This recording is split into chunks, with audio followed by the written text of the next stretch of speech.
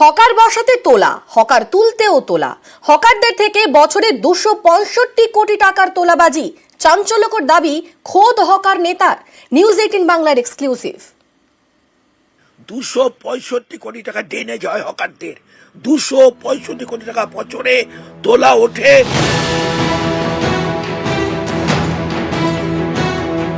হ্যাঁ, ঠিকই শুনেছেন, বছরে 265 কোটি টাকা। চোখ কপালে ওঠার মতো অঙ্ক। হকারদের থেকে তোলাবাজি করে 265 কোটি টাকা, এমনই চাঞ্চল্যকর দাবি করছেন হকার সংগঠনেরই নেতা। 265 কোটি টাকা ডেনে যায় হকারদের। 265 কোটি টাকা বছরে তোলা ওঠে। তোলাবাজির বেশিরভাগটাই ওঠে কলকাতার হকারদের থেকে, বাকিটা শিলিগুড়ি, দুর্গাপুর, বর্ধমান, আসানসোলের মতো শহর থেকে। বছরে 265 কোটির তোলাবাজি। কারা তুলছে এই বিপুল টাকা? পুলিশ যদি মনে করে পিচের রাস্তায় একটা হকার বসতে পারে না, পুলিশ মনে করে না, কারণ তার সাথে নিজস্ব ইন্টারেস্ট জড়িত আছে। এবং এই ইন্টারেস্টের সাথে কোথাও কোথাও তথাকথিত ইউনিয়নের নামে তোলাবাজেরা তারা যৌথ পুলিশের সাথে আছে। সারি সারি হকার, রোজ উঠছে টাকা। কাদের পকেটে যায় এই টাকা? কাদের পকেট গরম হয়? অভিযোগ, প্রভুদের কাছে প্রতিদিন যায় নজরানা। রোজগার তোলা যায় নেতা, নেতার চেলা এবং পুলিশের পকেটে। আর মাসোহারা পান পুরো আধিকারিকরা। বিভিন্ন অঞ্চলে আলাদা আলাদা দাদারা আছে, মানে দাদা বলতে ইউনিয়নের নেতারা আছে।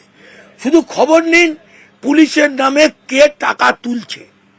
যে টাকা তুলছে সেই টাকা পুলিশের পাওয়ার কথা, তার একটা অংশ তারা নিচ্ছে। পুলিশ, নেতা, নেতার চেলার পকেটে তোলাবাজির টাকা।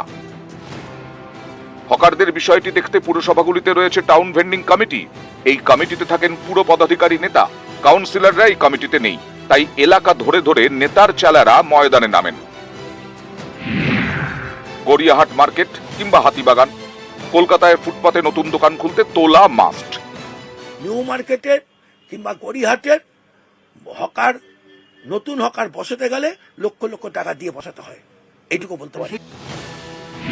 শুধু হকার বসাতে নয়, হকার তুলতেও তোলা দিতে হয়। কোন দোকান বা শোরুমের সামনে থেকে হকার তুলতে দিতে হয় তোলা। হকারের হাত বদল হলেও তোলা। ফুটপাত ভাড়া দিলেও তোলা। বড় জায়গায় ভাগাভাগি করে নতুন হকার বসালেও তোলা। এর সঙ্গে প্রতিদিনের তোলা তো রয়েইছে। সব মিলিয়ে সারা রাজ্যে হকারদের থেকে 265 কোটি টাকার তোলা ওঠে বলে দাবি হকার নেতার। 265 কোটি টাকা ডেনে যায় হকারদের। 265 কোটি টাকা বছরে তোলা ওঠে। ক্যামেরায় সঞ্জয় মণ্ডলের সঙ্গে অভিজিৎ চন্দ, নিউজ 18 বাংলা।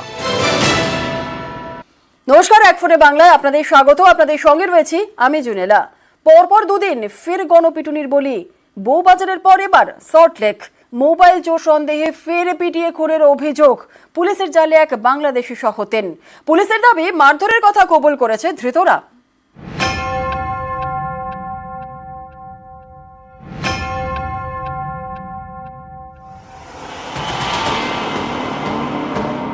শুক্রবারের পর শনিবার মোবাইল চোর সন্দেহে ফের একজনকে পিটিয়ে খুনের অভিযোগ। বউবাজারের পর এবার সল্টলেক। যুবকের নাম প্রসেন মণ্ডল, বাড়ি ইলেকট্রনিক্স কমপ্লেক্স থানা এলাকার পোলেনাইটে। পুলিশের থেকে জানা গেছে, এদিন সকালে করুণাময়ীর কাছে একটি বেসরকারি হাসপাতালে প্রসেন মণ্ডলকে নিয়ে যান খোরশিদ সরকার নামে এক যুবক। চিকিৎসকরা জানান প্রসেনের মৃত্যু হয়েছে। বিধাননগর পুলিশকে বিষয়টি জানায় বেসরকারি হাসপাতাল কর্তৃপক্ষ। পুলিশ গিয়ে খোরশিদ সরকারকে আটক করে। জিজ্ঞাসাবাদে উঠে আসে আরো দুজনের নাম। সে তপন সরকার ও শ্রীদাম মণ্ডলকেও আটক করে জিজ্ঞাসাবাদ শুরু করে পুলিশ। জিজ্ঞাসাবাদে পুলিশ জানতে পারে কয়েকদিন আগে তপন সরকারের বাড়ি থেকে মোবাইল ফোন চুরি যায়। তপন সন্দেহ করেন মোবাইলটি চুরি করেছেন তারই প্রতিবেশী প্রসেন মণ্ডল। এদিন ভোরবেলা বাড়ির কাছেই দাঁড়িয়েছিলেন প্রসেন। পুলিশের দাবি, আচমকা প্রসেনের উপর হামলা চালায় 3 জন। ব্যাপক মারধর করা হয়। জিজ্ঞাসাবাদে 3 জনেই মারধরের কথা স্বীকার করেছেন। প্রসেন অজ্ঞান হয়ে পড়লে তাকে হাসপাতালে নিয়ে যান হর্ষিত সরকার। চিকিৎসকরা জানান, হাসপাতালে আনার আগেই প্রসেনের মৃত্যু হয়েছে। ঠিক এই জায়গায় মোবাইল চোর সন্দেহে মূলত প্রসেন মণ্ডল 22 বছর বয়স, তাকে পিটিয়ে খুনের অভিযোগ। গ্রেপ্তার ইতিমধ্যেই 3 জনকে করা হয়েছে পুলিশের পক্ষ থেকে। তারা প্রত্যেকেই পূর্ব পরিচিত ছিল যে খুনের যে মূলত ঘটনা ঘটে তার কারণ বাড়িতে মোবাইল চুরি হয়েছে তপন সরকার, হরষিত সরকারের, এবং তার মোবাইল যে চুরি করেছে প্রসেন মণ্ডল, এমনটাই তাদের দাবি। সেই সন্দেহেই একেবারে তাকে পিটিয়ে খুনের অভিযোগ উঠল ভোরবেলা মূলত সল্টলেক এই পোলোনাইট এই এলাকায়। এই ঘটনায় 3 জনকে গ্রেপ্তার করে পুলিশ। ধৃতদের মধ্যে শ্রীরাম বাংলাদেশের বাসিন্দা বলে জানা গেছে। এর আগে শুক্রবার বউবাজারের ছাত্রাবাসে মোবাইল চোর সন্দেহে ইরশাদ আলম নামে এক ব্যক্তিকে পিটিয়ে খুনের অভিযোগ ওঠে। ইতিমধ্যে পোস্টমর্টমের জন্য শেখ ইরশাদের যে দেহ, সেই দেহ পাঠিয়েছে পুলিশ। পোস্টমর্টম রিপোর্ট আসলেই তা পুরোপুরিভাবে সামনে আসবে যে কিভাবে তাকে হত্যা করা হয়েছিল এবং পুরোপুরি হত্যা করার পেছনে আসলে মোটিভ কি ছিল এই আবাসিকদের।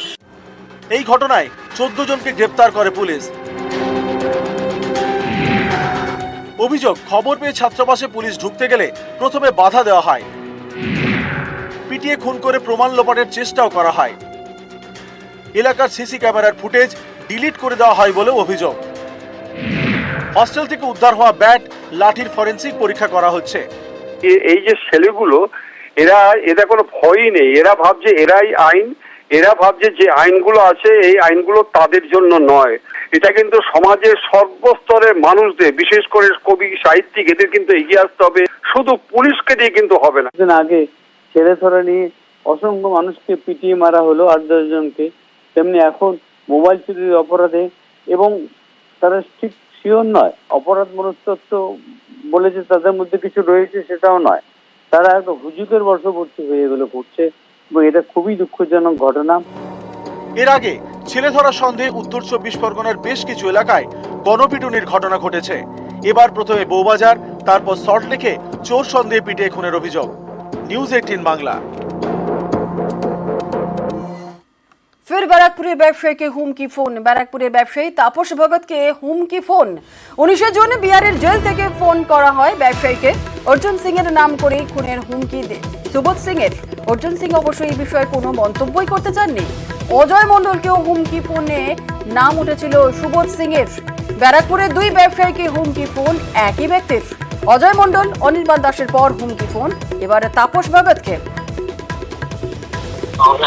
करने के लिए फोन किया था कि तुमको दोनों बॉडीगार्ड मिल गया है। वो सब छोड़िए भैया, वो तो मेरा काम नहीं है बॉडीगार्ड लेके घूमना। कितना साल नहीं घूमे। लेकिन तापस को बधाई दे देते हैं। ये सब मेरा काम नहीं है भैया, बॉडीगार्ड लेके घूमना। आप जानते हैं सब अच्छा है। कितना साल बॉडीगार्ड से इंदिरा गांधी को काम नहीं आया। कोई काम नहीं आएगा, हमको पता है भैया, कोई काम नहीं आएगा, हमको अच्छा से पता है। अर्जुन ना तुमको मारने के लिए बोल रहा है। हमको पता है भैया। ठीक है, सुधार के ना एक बार हमारे साथ चल के देखो ना, बड़ा अच्छा महसूस होगा। हम इस मोड में है कि कोई भी व्यक्ति वहाँ नहीं मानेगा बात, और अनलीगल बात हम बोलेंगे नहीं, मानने लायक ही बात हम बोलेंगे हमेशा। 19 তারিখে একটা কল এসেছিল বিহার থেকে, সুবোধ সিংয়েরই কল। সে বলছে 2টো সিকিউরিটি পেয়েছে, ও শুনলাম, কিন্তু কোনো লাভ নেই, আমার কাজ করার থাকলে আমি এমনিই কাজ করে দেবো, যদি তোমার কিছু মার্ডার করার থাকে বা কিছু থাকে করে দেবো। সে বলছে যে আমাদের প্রাক্তন সাংসদ অর্জুন সিং তাকে নাকি আমার খুনের বরাত দিয়েছে। তো আমি পুলিশকে অলরেডি পুরো ব্যাপারটা জানিয়েছি এবং তারা এই ব্যাপারটা নিয়ে বললো যে আমরা ইনকোয়ারি করে দেখছি যে ব্যাপারটা কতটা কী সত্যতা আছে। যে একজন ব্যক্তির নাম বলছে, যে ব্যক্তিকে আমরা সবাই চিনি, সেটা নিয়ে তো আমি সত্যি অনেক আতঙ্কিত আছি। 5 বছর আগে ঝাঁপ পড়ে গিয়েছে আর সেই সংস্থার নামেই ছাপানো হচ্ছে স্লিপ। আর এই স্লিপ কেটেই গড়িয়াহাটির রমরমিয়ে চলছে বেআইনি পার্কিং এর ব্যবসা। নিউজ 18 বাংলার অন্তর্তদন্তে এমনই চাঞ্চল্যকর তথ্য।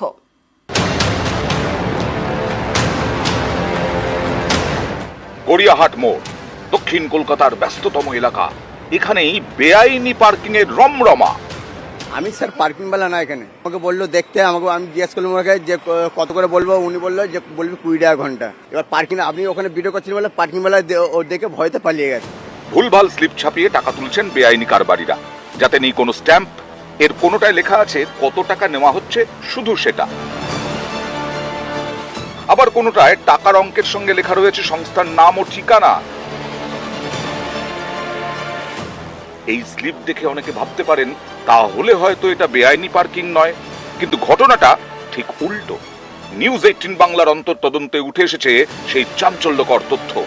স্লিপে লেখা সংস্থার নাম সাউথ এন্ড, ঠিকানা 15 একডালিয়া রোড, কলকাতা।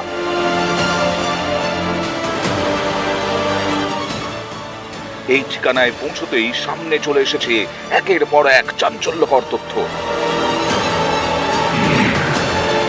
জানা গেছে গৌতম মুখোপাধ্যায় সহ আরো 4-5 জনের নামে ছিল সাউথ এন্ড এজেন্সি নামের সংস্থা। এই এজেন্সি একসময় গড়িয়াহাট এলাকায় পার্কিং এর বরাত পায়। 5-6 বছর আগে চুক্তি বাতিল করে সংস্থাটিকে ব্ল্যাকলিস্ট করে দেয় কলকাতা পুরসভা। বিশ্বাসভঙ্গের অভিযোগে এফআইআরও দায়ের হয় গড়িয়াহাট থানায়। এরপরে সাউথ এন্ড এজেন্সি নামের সংস্থাটি বন্ধও হয়ে যায়। পরে মারা যান গৌতম মুখোপাধ্যায় সহ সংস্থার বাকি কর্তারা, কিন্তু তাদের সেই সংস্থার নামই লেখা রয়েছে স্লিপে, আর সেই স্লিপ কেটেই গড়িয়াহাটে চলছে বেআইনি পার্কিং। এজেন্সির যারা কোঅপারেটিভের যারা মেম্বার ছিলেন তাদের তো মানে বলতে গেলে কেউই নেই, ম্যাক্সিমাম লোকই এই পৃথিবীতেই নেই, ওনারা সব মারা গেছে। না, এটা তো একেবারে বেআইনি। এরকম যদি হচ্ছে তো আমাকে তো কি এবার দেখতে হবে, কি পুলিশের ডায়েরি করতে হবে তাহলে। দিনের পর দিন জাল স্লিপে বেআইনি পার্কিং। অভিযোগের পেছনে রয়েছেন গড়িয়াহাট এলাকায় তৃণমূলের হকার ইউনিয়নের নেতা দেবরাজ ঘোষ। তিনি কবুল করে নিয়েছেন গড়িয়াহাট এলাকায় বেআইনি পার্কিং এর কারবার হয়, কিন্তু তাতে তিনি জড়িত থাকার অভিযোগ মানতে নারাজ। এরকম আপনি ভুয়া স্লিপ দেখতে পারবেন। প্রথম কথা হচ্ছে এই যে স্লিপটা, এই স্লিপ দিয়ে পার্কিং হয় না। এখন প্রত্যেকটা জায়গাতে পার্কিং এর মেশিন হয়ে গেছে, মেশিন ছাড়া পার্কিং করা হচ্ছে অবৈধ। এবার যারা করছে তারা পুরোপুরি অবৈধ কাজ করছে, ইলিগালি চলছিল। আমরা জানি কেন, নাহলে পরে পুলিশ মাঝে এসে বন্ধ করে দেবে কেন? না দেখুন, অভিযোগ কেউ করতে পারে, কিন্তু অভিযোগের সত্যতা প্রমাণ করতে হবে। আমি 100% বলছি, কেউ যদি প্রমাণ করতে পারে, সে যা বলবে আমি দাঁড়িয়ে থেকে মাথা বেঁধে নেব। কাঞ্চন ভৌমিকের সঙ্গে অমিত সরকার, নিউজ 18 বাংলা। আর ভুয়ো সংস্থার নামে পার্কিং আদায়ে ব্যবস্থার আশ্বাস দিয়েছেন মেয়র ফিরহাদ হাকিম।